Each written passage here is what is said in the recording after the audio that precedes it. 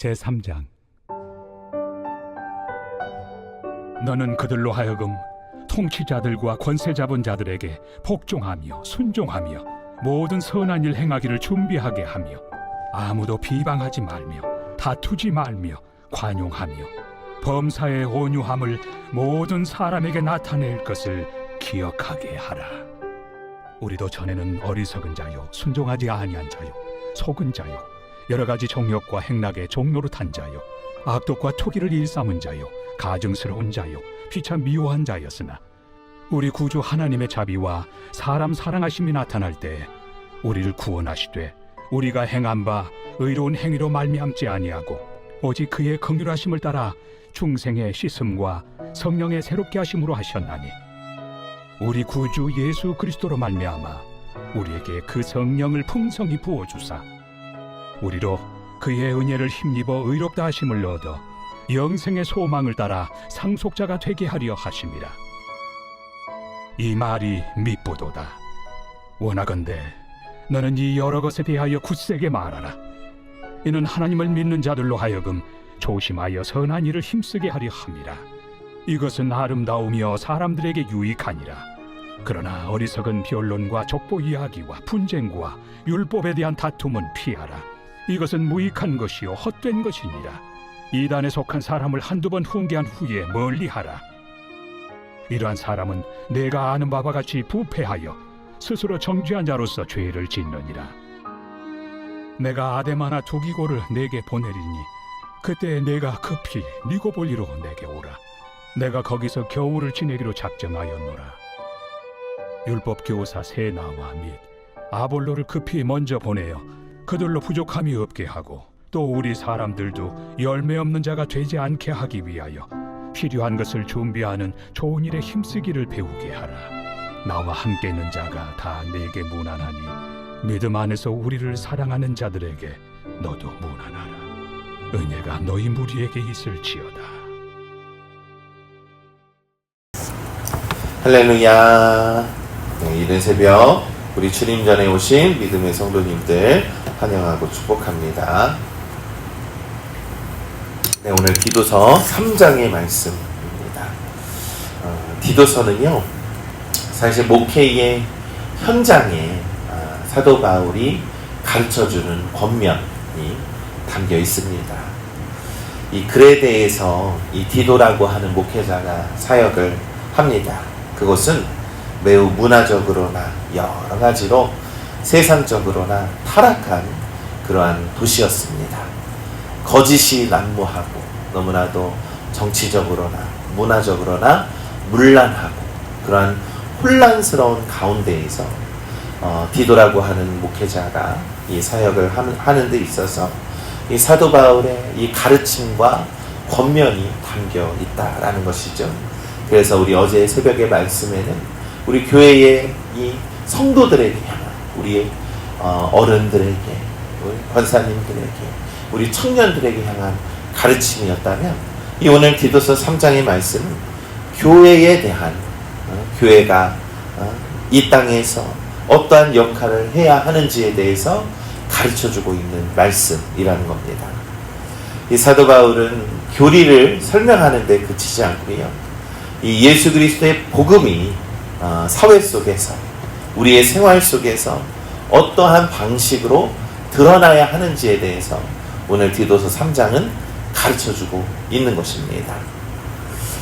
이 디도서 3장 1절과 2절은 이렇게 말씀하죠. 통치자들과 권세 잡은 자들에게 복종하며 순종하며 모든 선한 일을 행하기를 준비하게 하며 또 2절에 아무도 비방하지 말며 다투지 말며 관용하며 범사의 온유함을 모든 사람에게 나타낼 것을 기억하게 하라 라고 말씀합니다. 사도 요한은 정사 모든 이 사회에 있는 사회와 정치, 문화 그리고 권세 잡은 자들에게 복종하고 순종하며 복종하고 순종이 강조가 아니라 그 이후에 모든 선한 일을 행하기에 예비하라 라고 가르쳐주고 있는 겁니다. 이 복음이라는 것은요 우리를 이 사회에서 이 무책임한 시민으로 만드는 것이 아닙니다. 오히려 공공의 선을 향한 준비된 선의로 우리를 살아가게 했다라는 겁니다.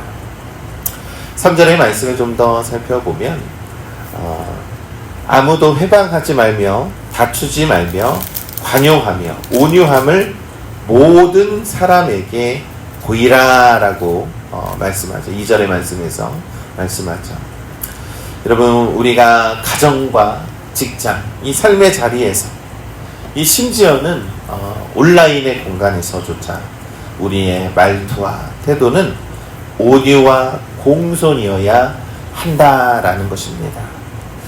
오늘날 이 세상의 목소리를 보면 세상의 많은 사람들이 사회와 정치 때문에 거리로 나와요. 그런데 그들 가운데 속에서 그들의 목소리를 보면 너무나도 혐오적인 표현이 가득합니다. 증오의 표현이 가득합니다. 이것은 비성경적인 것이죠. 우리가 아무리 사회에서 모든 것들을 주장한다라고 할지라도 교회는 온유함으로, 공손함으로 세상을 향해서 목소리를 내어야 한다라고 성경은 우리들에게 말씀하고 있습니다.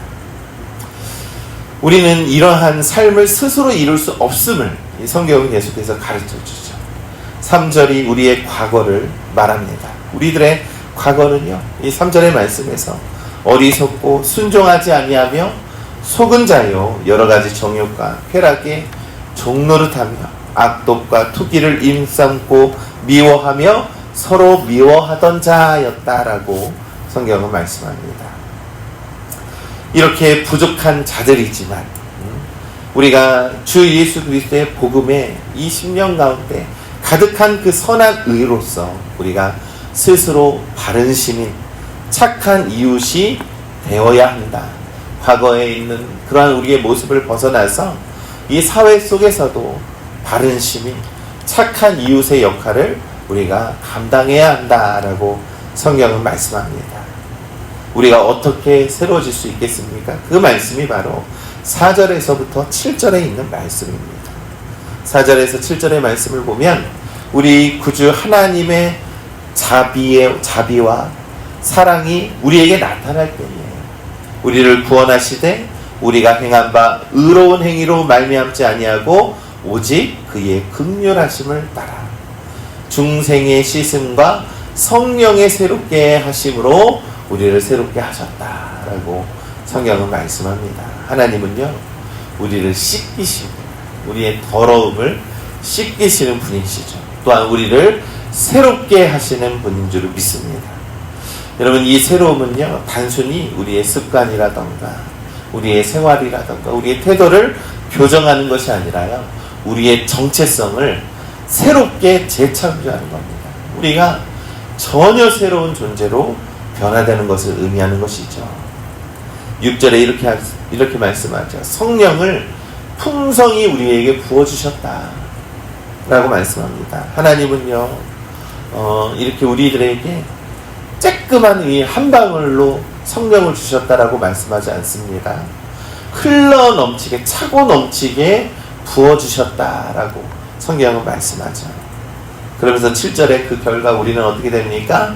그의 은혜로 의롭다 하심을 얻어서 영생의 소망을 따라 상속자가 되었다라고 성경은 말씀합니다. 그렇습니다. 여러분, 우리는요, 더 이상 과거에 이 죄책감에 쌓여서 정욕과 쾌락에 쌓여서 그것이 우리의 주인 노릇하는 것이 아닙니다. 우리를 깨끗하게 씻어주시고 성령의 은혜로 새롭게 하시면서 우리를 하늘 유업의 상속자로 오늘 우리를 살아가게 하셨다라는 것이죠. 이제 사도 바울은 8절에서 이렇게 말씀합니다. 이 말이 미쁘도다. 원하건대 너는 이 여러 것에 대하여 굳세게 말하라. 이는 하나님을 믿는 자들로 하여금 조심하여 선한 일을 힘쓰게 하려 함이라. 이것은 아름다우며 사람들에게 유익하니라 라고 말씀합니다. 여러분, 은혜와 은혜 받은 자들은요, 선한 행위가, 선한 말과 선한 행동이 나타나게 된다라는 것입니다. 은혜는 선행의 뿌리입니다. 선행은 은혜의 열매입니다. 나는 은혜를 받았으니 굳이 애쓸 필요가 없어. 이런 것이 아닙니다. 큰 은혜를 받았으니까 기꺼이 최선을 다해서 선을 행하는 것이, 우리가 아무리 이 세상의 혼란과 무너진 질서 속에서, 이 사회 속에서 아무리 우리가 의로움을 주장한다라고 할지라도 우리가 은혜 안에서 선한 행위를 해야 한다라는 것이 바로 성경의 말씀입니다. 세상은 구절처럼 이렇게 하죠. 구절은 이렇게 말씀합니다. 어리석은 변론과 족보 이야기와 분쟁과 율법에 대한 다툼을 피하라. 이런 것은 무익하고 헛되도다. 세상은요, 내가 옳다, 너가 옳다 라고 하면서 서로 분쟁하고 서로 자기의 옳고 그름을 다투며 살아가고 있습니다. 그로 인해 결과가 어떻게 됩니까? 사람들이 분열되는 것이죠. 교회가 분열됩니다. 교회가 무너집니다. 교회와 가정이 무너지게 되는 것입니다. 사람을 살리지 못하고 자기의 과시와 집단 승패만 남는 그러한 세상에 복음은, 참된 복음의 진리가 왜곡당하고 세상 사람들로 하여금 무시당하게 되는 것이죠. 바로 오늘날 세상의 모습이 이와 같다라는 겁니다. 여러분, 성경은요, 옳고 그름의 승리를 중요하게 여기지 않습니다. 세상의 유익을 더 사랑하고 세상의 방법이 옳고 그름을 우리가 판단하게 하지 않는다라는 겁니다. 그게 바로 성경입니다. 세상은 사람을 쓸모로 보는 세상이에요. 이 세상에 쓸모가 없어지면 세상의 이치에 따라서 아무것도 쓸모없는 사람처럼 여겨지게 되는 것이죠. 그것이 아닙니다. 사람을 사랑하고 세상에 무익한 것을 넘어서 예수 그리스도의 사랑의 본을 보이는 것이 바로 예수님을 믿는 믿음의 사람들이 이 땅 가운데서 행해야 하는 일들이라는 것입니다. 사랑하는 우리 믿음의 성도 여러분, 옳고 그름을, 우리의 그 율법적인 그 논쟁을 피하라라고 말씀하고 있는 것이죠. 누가 옳고 그렇습니까? 그것보다 예수 그리스도의 사랑의 본을 내 삶에서 나타내고 있느냐, 옳고 선한 일들을 행하라고 말씀하셨던 것처럼 거리에서, 삶의 자리에서, 직장에서 예수 그리스도의 사랑의 본을 보이고 있느냐를 먼저 기준 삼아야 한다라는 것입니다. 이 논쟁이 극단으로 흐르면요, 10절과 11절의 상황에 이르게 됩니다. 이단에 속한 사람은 한두 번 훈계한 후에 멀리하라. 이러한 사람을 내가 아는 바와 같이 부패하여 스스로 정죄한 자로서 죄를 짓느니라. 여러분, 분쟁을 일으키는 사람은요, 한두 번 훈계하고 멀리하라라고 성경 가르쳐 줍니다.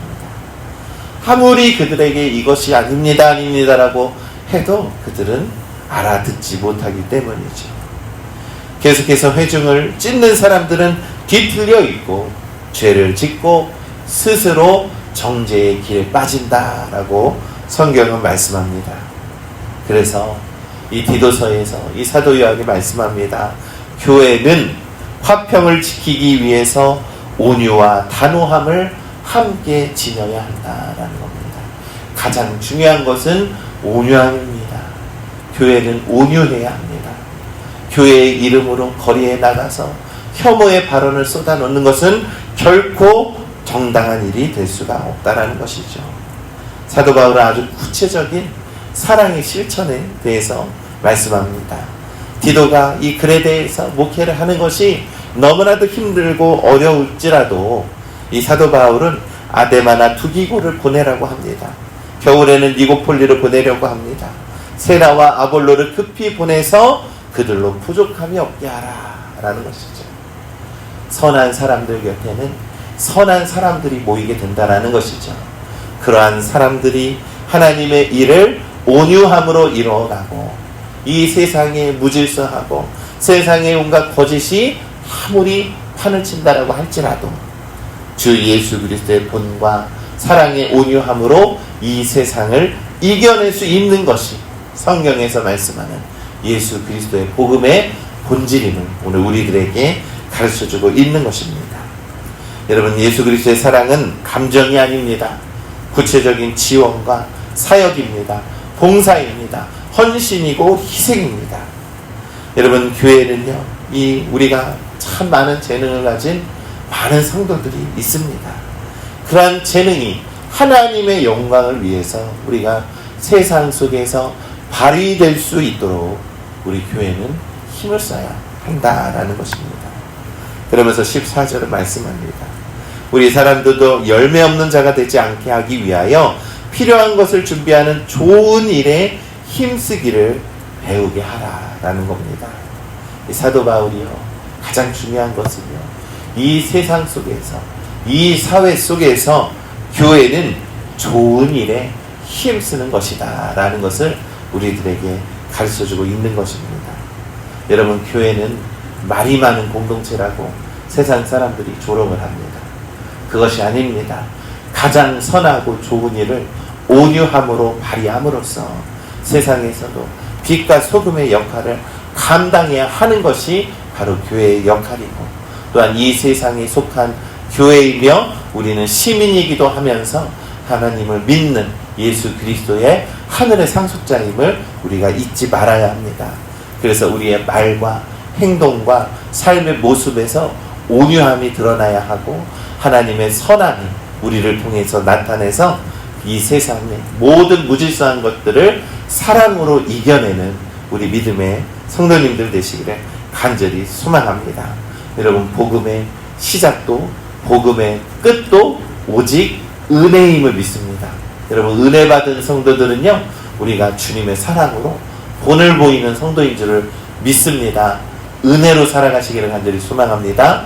은혜를 잊지 마시고 오늘 하루도 주신 이 은혜를 간직하시면서 믿음으로 승리하는 우리 모두가 되시기를 우리 주님의 이름으로 간절히 축원합니다.